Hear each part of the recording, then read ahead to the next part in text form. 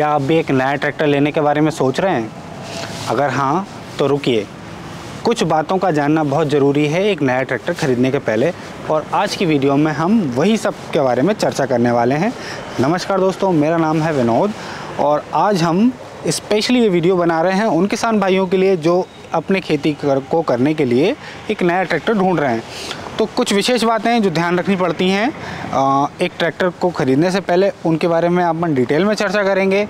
छोटे से छोटे पॉइंट और डीलरशिप पे कैसे बात करनी है, आपको नेगोशिएशन कैसे करना है, डिस्काउंट कैसे करवाना है, और सबसे इम्पॉर्टेंट चीज़ आपके लिए बेहतर ट्रैक्टर कौन सा रहेगा, बेस्ट कौन सा रहेगा, जिससे आप अपनी आवश्यकता के सारे काम कर पाएँ। देखो, मशीन तो कोई सी भी ले आओ आप और लाके खड़ी कर लो, वो आपके कुछ काम कर पाएगी, कुछ नहीं कर पाएगी, फिर आपको कमियां महसूस होंगी कि यार गलती कर दी, ये नहीं, मुझे ये ले लेना चाहिए था। तो वो अफसोस ना हो, उसका आपको विशेष ध्यान रखना है। तो वही सब अपन चर्चा करने वाले हैं। तो फटाफट से शुरू करते हैं। लेकिन उसके पहले मैं आपको बता दूं, जैसे कि मेरे पास जो ट्रैक्टर रखे हुए हैं, 6 ट्रैक्टर हैं इस वक्त। आप यहाँ पे देखेंगे 57 horse power 4x4 Mahindra Arjun novo, 60 horse power 4 cylinder में सोनालिका 60, जॉन डियर 5050E, ये 50 हॉर्स पावर का ट्रैक्टर है 16 नौ के टायर के साथ विद टर्बो। उसके बाद ये 242 है जो कि 24 हॉर्स पावर है सिंगल सिलेंडर। ये 3 सिलेंडर का जो कि है 39 हॉर्स पावर, ये है 45 horse power 3 cylinder air cool engine के साथ आइसर का। तो मेरे पास ये अलग अलग तरह के ट्रैक्टर क्यों हैं? मैं भी एक किसान हूँ, मैं खेती करता हूँ, उसके साथ साथ इन मशीनों को रेंट पे भी चलाता हूँ। अब ये छोटे ट्रैक्टर जो मैंने ले रखे हैं, ये बेसिकली मेरे जेसीबी के साथ भी हेल्प करते हैं, ट्रॉलियों पे चलने में भी हैं। तो किसान को जो सबसे मुख्य रूप से आवश्यकता होती है ऐसे ट्रैक्टर की जो कि खेतों की जुताई समय पे कर पाए और कम से कम डीजल ले। उसी के साथ साथ वही ट्रैक्टर जब फसल तैयार हो जाती है तो ढुलाई के काम में भी आए। और ऐसा ना हो कि भाई जुताई में तो उसने चलो ठीक है बढ़िया से उसने कर दिया, लेकिन अब वो रोड पर डीजल इतना ले रहे हैं कि वो किसान को घाटे में कर दे, या फिर ऐसा भी ना हो कि भाई वो भरी हुई ट्रॉली खींच के ही ना ला पाए। तो एक ऐसी परफेक्ट मशीन का चुनाव आज हम करेंगे कुछ बातों को करके कि भाई आपकी आवश्यकता क्या है और उसी के आधार पे आपको क्या मशीन लेनी चाहिए। तो ये सब बातें आपको कब समझ में आ जाएंगी, ये जो मेरे पास 6 की 6 मशीनें खड़ी हैं, मैं इन सबको कैसे कैसे और किन किन कामों में उपयोग करता हूँ, है ना। ये मशीन मैं किस काम में लेता हूँ, ये मैंने क्यों ख़रीदी और कितने की ख़रीदी और ये कितना डीजल लेती है, मैंने ये क्यों ख़रीदी, मैं इन सब बातों को पहले एक्सप्लेन कर देता हूँ। तो आपके आधे से ज़्यादा सवालों के जवाब यहीं मिल जाएंगे। उसके बाद अपन अपने पॉइंट टू पॉइंट बात कर ले। तो सबसे पहले हम बात करेंगे यहाँ से, ये सबसे छोटा ट्रैक्टर अपने पास बीच में खड़ा हुआ है, ये वाला। ये आइसर का 242 ट्रैक्टर है सिंगल सिलेंडर का, मात्र 24 हॉर्स पावर का है, हाई लो गियर के साथ आता है। और एक 242 और आता है जो कि मतलब 241 आता है, सॉरी, वो उसमें हाई लो गियर ही नहीं होता है, वो भी काफ़ी पॉपुलर है यूपी और हरियाणा साइड। तो ये ट्रैक्टर जो मेनली मैं यूज़ करता हूँ इसकी पीटीओ के लिए, ये 24 हॉर्स पावर सिंगल सिलेंडर, बहुत बड़े साइज़ का वो होता है, बहुत पावरफुल ट्रैक्टर है, मतलब दम आसानी से तोड़ता नहीं है। मेरे पास एक 6x6 का पंखा है बड़ा सा, अगर आप पीछे की तरफ देखें वहाँ पे एक बड़ा सा पंखा रखा हुआ है, ये यहाँ पे मैं आपको दिखा देता हूँ।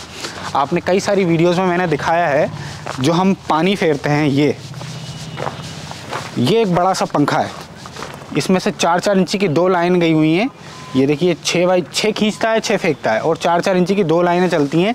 डिस्टेंस कितना भी हो कोई फ़र्क नहीं पड़ता। और ये ट्रैक्टर 6, 7, 8 इस आरपीएम पे बड़ी आराम से चलता है। और ये डीजल पता है कितना लेता है? मात्र 1 लीटर। 1 घंटे में 1 लीटर डीजल लेता है। अगर आप 8 हॉर्स पावर का पंप भी चलाते हैं ना तो वो 1.5 लीटर लेता है, और सिंगल लाइन चलाता है, ये 2 लाइनें चलाता है, मतलब एक लाइन पे मेरा खर्च आ रहा है मात्र आधा लीटर। और वही काम अगर आप सिंगल लाइन पे करते हो, मतलब कोई भी काम आपको जैसे 2 दिन लग रहे हैं तो ये 1 दिन में कर देगा। समय की बचत, डीजल की बचत, ठीक है। तो ये ट्रैक्टर बिना किसी इतना लो मेंटेनेंस, इसकी हद नहीं। तो ये हो गया मेरा मुख्य काम। उसके साथ साथ ये ट्रॉली किंग भी है। आप इसकी जो रियर एक्सल है वो हाउसिंग टाइप में है, मतलब ये आसानी से आगे से उठता नहीं है। आप कितना भी माल भर लाओ, आप ये ट्रैक्टर उठेगा नहीं। अच्छी खासी इसकी पुलिंग कैपेसिटी है, अच्छा माल भर के आप खींच के ला सकते हो। इसको हम जेसीबी के साथ भी चलाते हैं, जब राउंड पे चलता है तो बहुत बढ़िया काम करता है। तो आपको इसकी उपयोगिता समझ में आ गई होगी। साथ साथ छोटे मोटे किसान आप इसको कम खेती वाले आप कल्टीवेशन भी कर सकते हैं, इससे बुआई भी कर सकते हैं। मैं इससे दोनों करके देखी है और वीडियोज़ में अपने बताया भी है। ये हो गया। अब हम आते हैं अगली मशीन पे, जो कि है मेरे पास महिंद्रा का 275 ट्रैक्टर। ये इसमें 2 मॉडल आते हैं, ये XP प्लस है और एक TU आता है जिसमें 39 होता है। ये 37 हार्स पावर है, मैं पहले गलती से 39 बोल दिया था। जो TU होते हैं वो 39 होते हैं। मेरे पास 37 हार्स पावर का ट्रैक्टर, 13 के रियर टायर हैं, 6-16 के अगले टायर हैं, जो कि मैंने पिछले साल ही खरीदा था, 1 वर्ष हो चुका है इसको। ये वाला ट्रैक्टर आपको ट्रॉली किंग है। अगर आपको उन किसान भाइयों को अगर बात करें, ज़मीन से शुरू करते हैं, अगर 10-20 बीघा 25 बीघा की अगर खेती, यहाँ तक कि आपके पास अगर 40 बीघा तक की भी खेती है और सिंगल ट्रैक्टर अगर आप ले लो तो आप बड़ी आसानी से पूरे काम कर पाओगे। आप खेतों की जुताई कर पाओगे, आप लोडिंग का काम कर पाओगे, ढुलाई का काम कर पाओगे, सब कुछ कर पाओगे।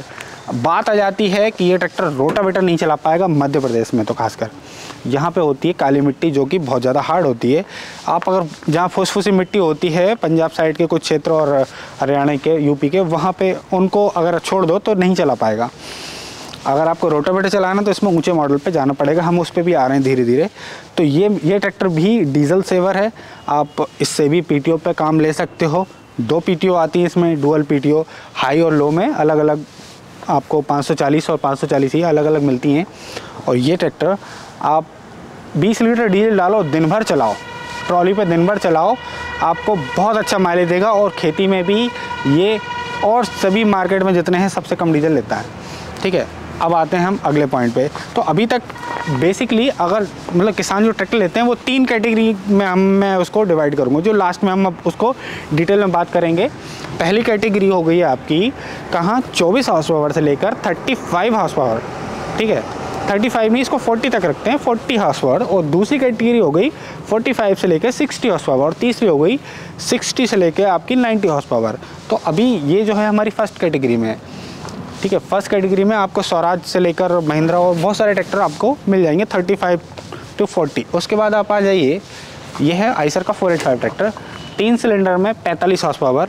और ये बहुत यूनिक ट्रैक्टर है क्योंकि ये रेडिएटर नहीं होता, इसमें एयर कूल इंजन है। पंखे लगे हुए हैं इस तरफ, यहाँ पे आप देखेंगे ये फ़ैन लगे हुए हैं, इंजन घूमता है, इंजन के RPM से बेल्ट आई है, ये पंखे घूमते हैं।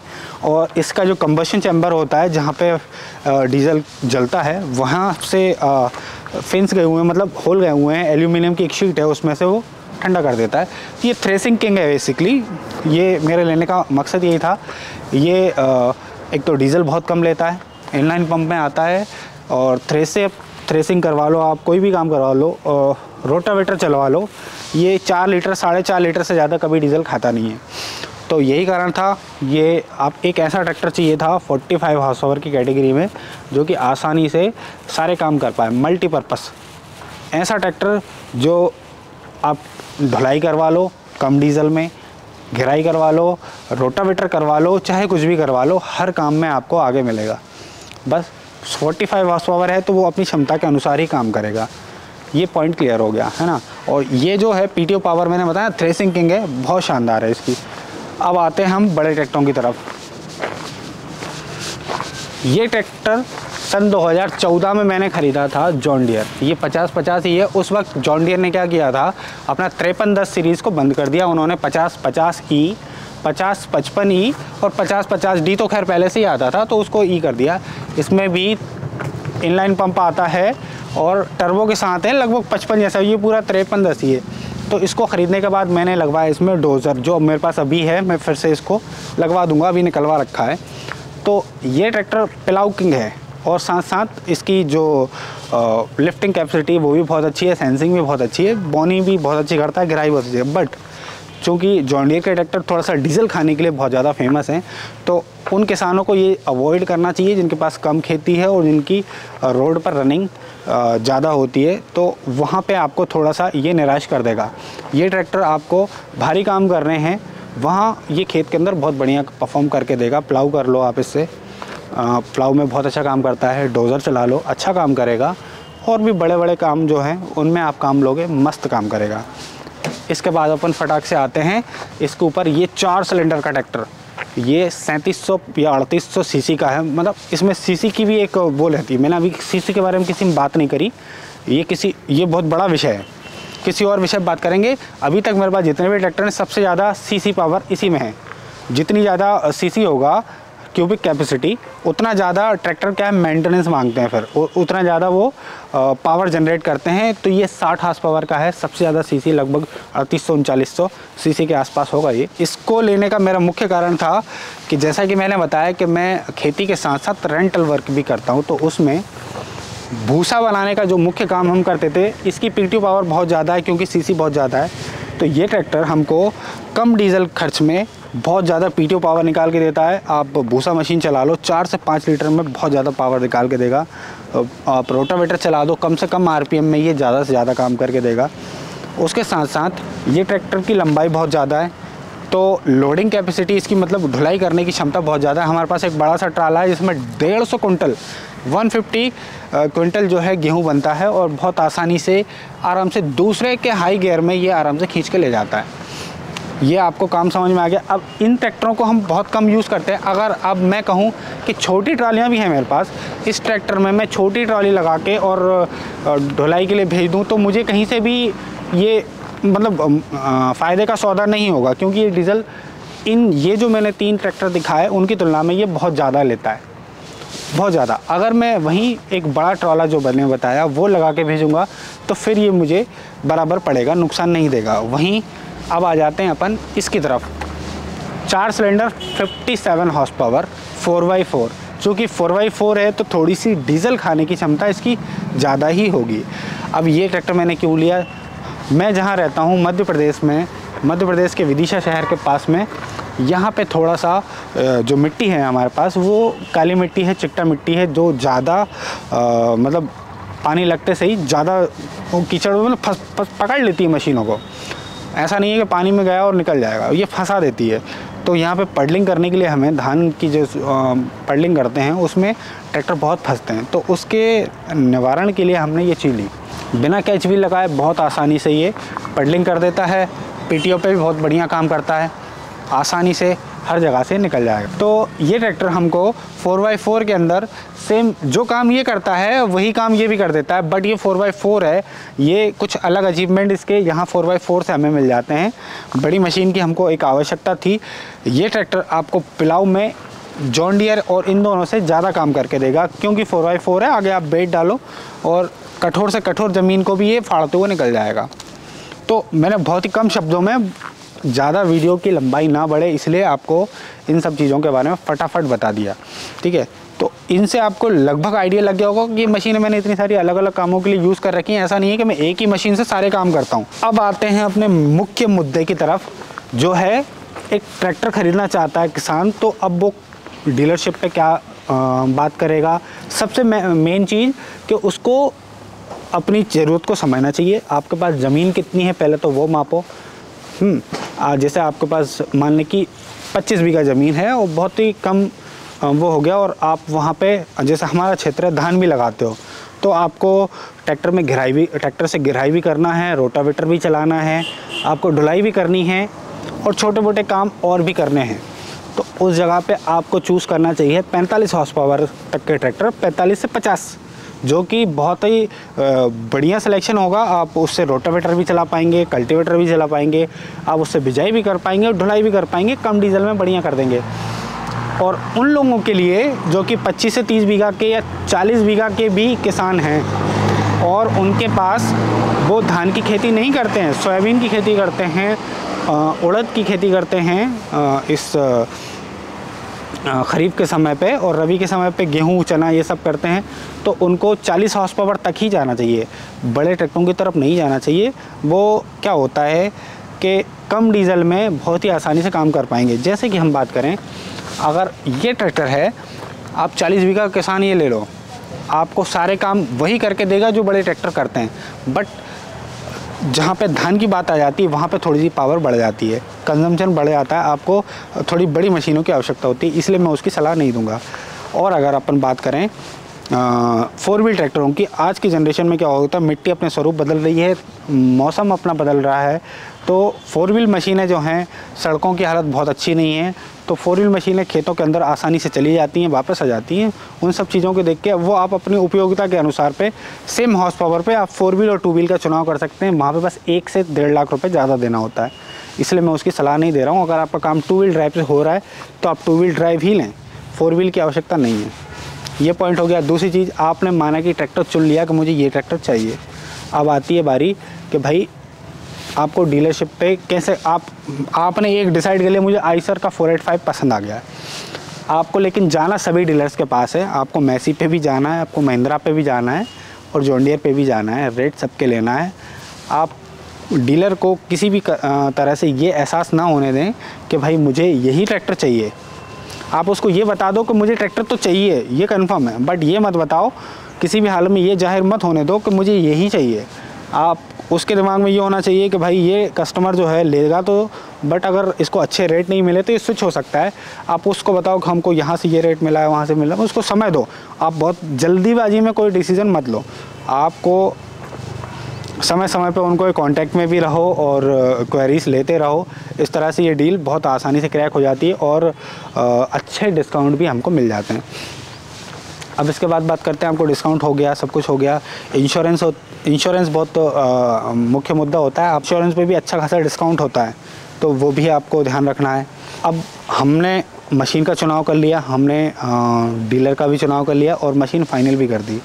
उसके बाद एक और ख़ास पॉइंट जो मैं बताना भूल गया, वो ये कि मशीन जब लेते हैं तो उस वक्त आप डीलर को ये मत बताएं कि हम ट्रैक्टर को एक्सचेंज कर रहे हैं। अगर आप एक्सचेंज कर रहे हैं तो दोनों बातें हैं। अगर आप एक्सचेंज कर रहे हैं तो वो लास्ट में डिसाइड करें, उसके बाद ही अपनी ट्रैक्टर की कीमत को सामने रखें। अगर आप पहले से बता देंगे तो वो वैल्यू बढ़ा के बता देंगे। ये एक पॉइंट था जो मैं बताना भूल गया, ठीक है। और उसके बाद बस फाइनेंस और कैश एक ही चीज़ होती है। बहुत सारे डीलर गुमराह करते हैं कि नहीं हमको फाइनेंस अलग चीज़ है, मतलब फाइनेंस कराओगे तो ये, कैश मिलोगे तो इतना। ऐसा कुछ नहीं है भाई। आपके एवज में बैंक उनको पैसा दे रहे हैं, उनको पैसा नगद ही मिल रहा है, उधार नहीं है कोई, ठीक है। तो दोस्तों इसी के साथ ये वीडियो हम यहीं ख़त्म करते हैं। वीडियो कैसी लगी आपको कमेंट करके बताएं। आपकी जो भी राय है, जो भी क्वेरी है, कोई आप सवाल पूछना चाहते हैं, हमें कमेंट ज़रूर करें। अगर वीडियो पसंद आई तो प्लीज़ लाइक करें, चैनल पर नए हो सब्सक्राइब करें। और ये जितने भी साधन मैंने आपको दिखाए, ये सारे के सारे मेरे उपयोग के साधन हैं। मैं जो यूज़ करता हूँ वो आपको मैंने दिखाया। उसके अतिरिक्त मेरे पास और भी कई सारे मशीनें हैं जो कि अलग कामों में होती हैं, खेती के पर्पज़ की नहीं है, लेकिन जो रेगुलर व्यूवर्स हैं वो जानते हैं अच्छी तरह से। तो इसी के साथ जय जवान, जय किसान, जय राम जी।